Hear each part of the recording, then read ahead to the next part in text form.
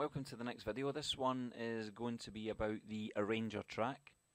I've kind of imported a couple of little samples here, and I've used a marker track to tell me what part's the intro, what part's the build, and main. As you can see, I'm really creative with my naming structure. But the reason I've done that is so that you can see how I use the arranger track. So if you right click and select add arranger track, we'll bring that up here next to this. Okay, what the arranger track does is basically allows you to remix your track in any order. Hence the reason I've done this, so I can split it into different sections. So what we need to do is select the arranger's track, then right click and select the pencil. Make sure that the snap's on. And what I'm going to do now is draw in a couple of sections. So A is for the intro, B is for build 1, C is for build 2, and D is for main. Now, as you can see, A, B, C and D have been put over here. Now if we hit the E button, this brings you into the arranger editor. If you come in here and double click on sorry, I shouldn't have done that. Let me show you a different way first. It will be easier for you to understand. Okay, if you use this section over here, if you hold down the Alt button and double click where it says A, you can rename it. Now I'm going to rename these sections to be equivalent to my marker track. So intro, B is going to be build 1, so on and so forth.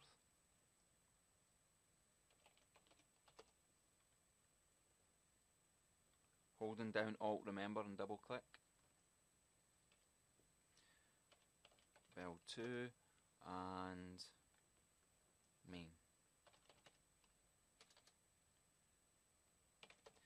Okay, so we now have 4 sections. Now what I can do is I can drag and drop them up here or double click them in any order I like. So let's say I want the intro to play twice. So if I just drag and drop the intro up here, if I come here, double click, change that to 2, it will now play the intro twice. If I want build 2 to play next, I can have that, then build 1, then the main part, then build 2, and we'll make sure that we'll play the main part twice, then build 2 once, and then let's just put the intro in there again. Okay, so now when I press play, it's going to play this, as long as this button here is on. You must activate arrange mode, and you'll see it here. Well, you'll see a light there anyway, to show you that that's, you'll see that section to show you that it's been activated. So now if I press play, it will follow this, and if you watch, you'll see the play indicator jumping from bit to bit. So if I press play now, so it should do that twice, this section here twice. Okay, it should jump to build 2 next.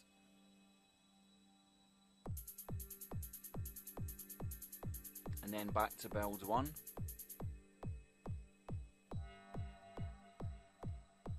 And then it'll go to the main section and play that twice.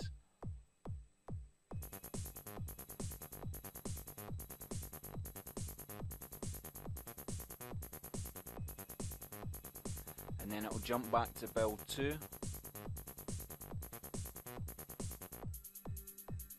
And then it should jump back to intro, play that once and finish.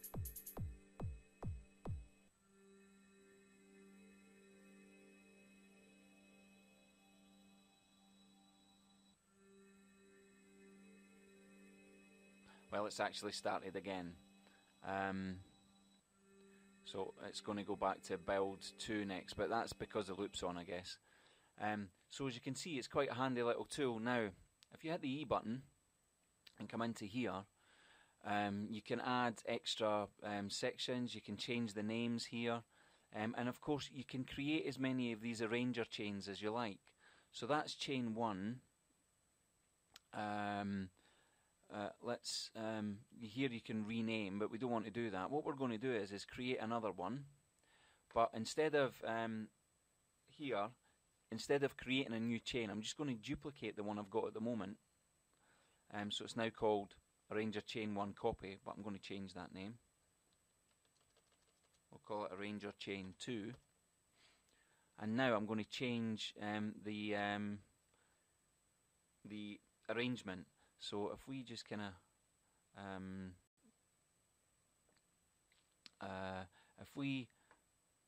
let me just what have we got here? So we've got intro, build 2. So we've got intro twice, we've got build 2 once. So that's the old chain. Okay, so if we want to change this, we can drag and drop here. So let's say, just for craziness, we want the main part to come in straight away, and we want it to play twice. In fact, we only want it to play once. So let's delete one of these. Okay, the way you do that is just double click on the repeats. I've changed that to 1, so we only want it to go once. If we come to intro here, we only want to play that once as well. Let's say we want build 1 to be before build 2, but we want build 1 to play twice. So if I come over here and just double click on build 1, it's done it. It's just another way of doing it.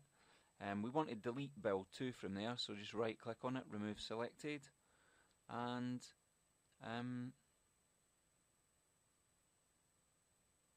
that's it. So to hear the new chain, one thing you must be aware of, see this little kind of blue triangle here? If you've got that selected, it will start there. So obviously if you want it to start at the beginning of the chain, just select that, press play. See it starting at main, it will jump to intro next. And then it should just go through to build 1, then back to intro.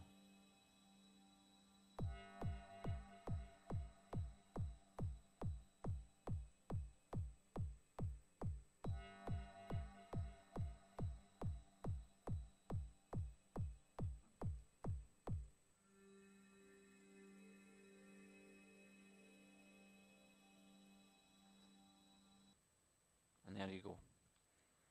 Okay, so now there's another couple of things that you can do, and it's called flatten.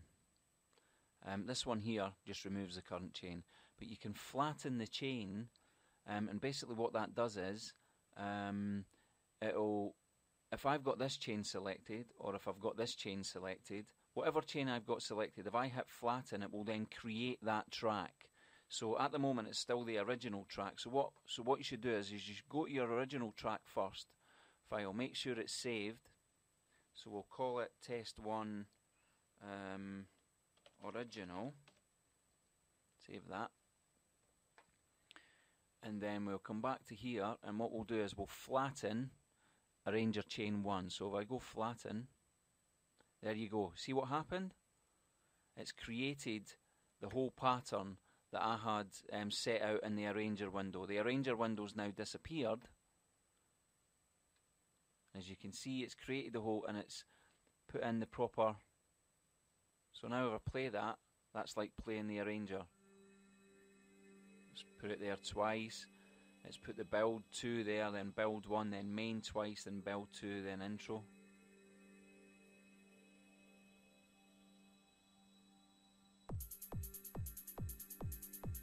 Interesting, I think you'll find. What I find it really useful for is if I'm having a problem with my arrangement, you can come here and quickly test loads of different arrangements and then make a final choice on your actual real track and arrange it as whatever way you feel that's best.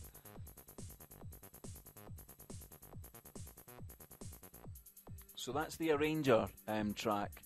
Again, as usual, if you've got any problems and you want me to go into more depth, just let me know. But that was a very simple way of creating a mix of a track now.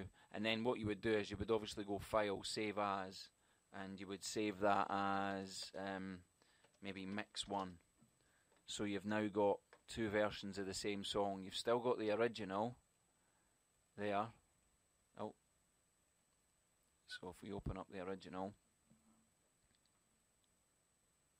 and of course you would always go back to the original, because if you go back here, so we flattened Arranger Chain 1, now we can flatten Arranger Chain 2,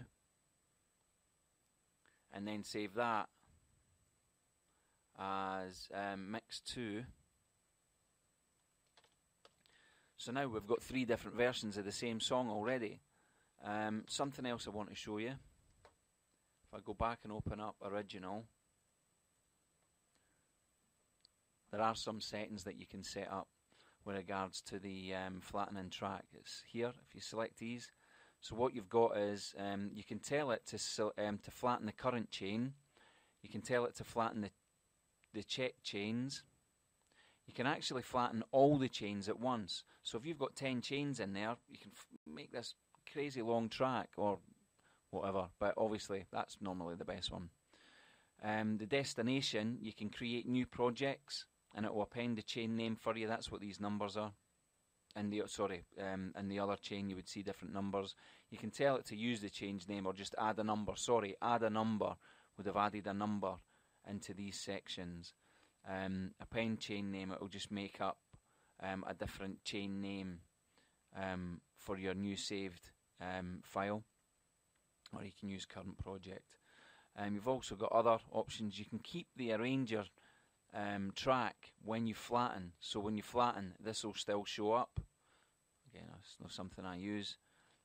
You can make real event copies, which will create real copies of the tracks of the files instead of using the ones that are already in the audio folder. And you can tell it to not split events. Basically what that means is if you've got a bit of MIDI that starts here and finishes here, but you've got an intro there and a build there, if you tell it to don't split events, it won't split the event when it creates the section. So you won't have half of your MIDI section just all of a sudden finish there. It'll have the whole event. Okay, well I hope that was easy enough to follow. It's a great little tool. You can have some fun with it. Oh, and another thing as well, you can also play it live. So if you come over here and go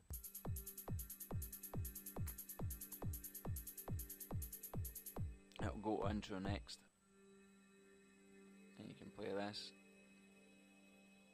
You can tell it how many bars to play for. If I do that and hit stop, okay, it played it for the 2 bars and then stopped. But it's a cool little tool. It's not something I use very often because I do all my live stuff in Ableton, but it's great to mess around with. You should play around and have some fun with it. Anyway, see you in the next